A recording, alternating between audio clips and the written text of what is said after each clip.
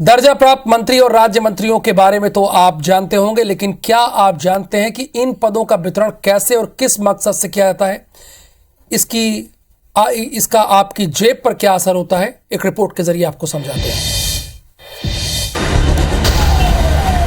लाल बत्ती लगी गाड़ियां, सुरक्षा में लगे जवान, राजधानी में आलीशान आवास और आगे पीछे दौड़ते नौकरशाह। ये वैभव मुख्यमंत्री मंत्रियों को नसीब होता है, लेकिन मंत्रियों की तादाद तो सीमित है। संविधान के मुताबिक सदन में विधायकों की संख्या से 15% से ज्यादा संख्या का मंत्रिमंडल नहीं हो सकता।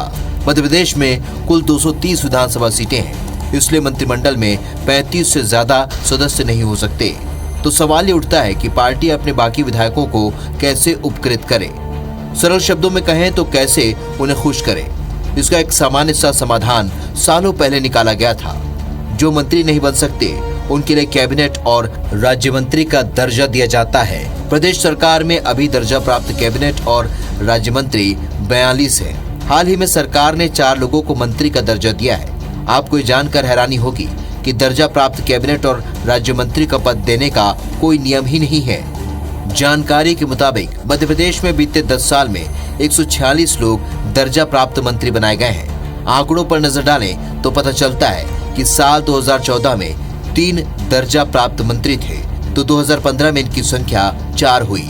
वहीं 2016 में 44 दर्जा प्राप्त मंत्री थे, तो 2017 में इनकी संख्या 27 थी। इसी तरह 2018 में 7 दर्जा प्राप्त मंत्री थे, तो 2021 में इनकी संख्या 18 थी। वहीं 2023 में 32 लोग दर्जा प्राप्त मंत्री बने हैं। सरकारें लोगों को स्टेटस के हिसाब से पद देती है। निगम और परिषद के अध्यक्षों, उपाध्यक्षों, सदस्यों को मंत्री का दर्जा अपने हिसाब से देती है। उन्हें मुफ्त बंगला, गाड़ी, नौकर चाकर सहित अन्य सुविधाएं मिलती हैं। ये नेता सरकारी दौरे भी कर सकते हैं। इसके लिए सरकार की ओर से गाड़ी का ईंधन सहित अन्य प्रोटोकॉल मिलता है, जिसका खर्च सरकारी खजाने से होता है। लगातार कर्ज लेकर सरकार चलाती बीजेपी के पास अपना ही तर्क है। सवाल तो किसी भी व्यवस्था पर उठ सकते हैं, लेकिन निगम, मंडल, प्राधिकरण, आयोग ये हमेशा से व्यवस्था का अंग रहे हैं।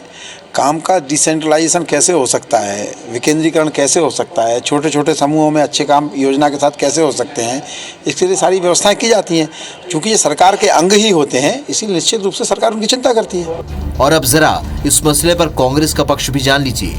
सरकार को स्पष्ट करना चाहिए, रेवड़ियां बांटने से प्रदेश नहीं चलेगा, लेकिन अगर कहीं जरूरत है मंत्री दर्जा देने की, जाहिर सी बात देना चाहिए। लेकिन जहां जरूरत नहीं है, सिर्फ ऑब्लाइज करने के लिए दिया जा रहा है, तो ये समझ में आता है कि भारतीय जनता पार्टी अपने सरफुटम्बल के हालात को रोकना चाहती है, जो रुकेगा नहीं। तो आपने कांग्रेस को सुना, लेकिन जानना जरूरी है कि केवल बीजेपी सरकार में ऐसा हुआ हो, ऐसा नहीं है। पिछली कांग्रेस सरकार के समय आखिरी मौके पर 6 लोगों को कैबिनेट मंत्री का दर्जा दिया गया था।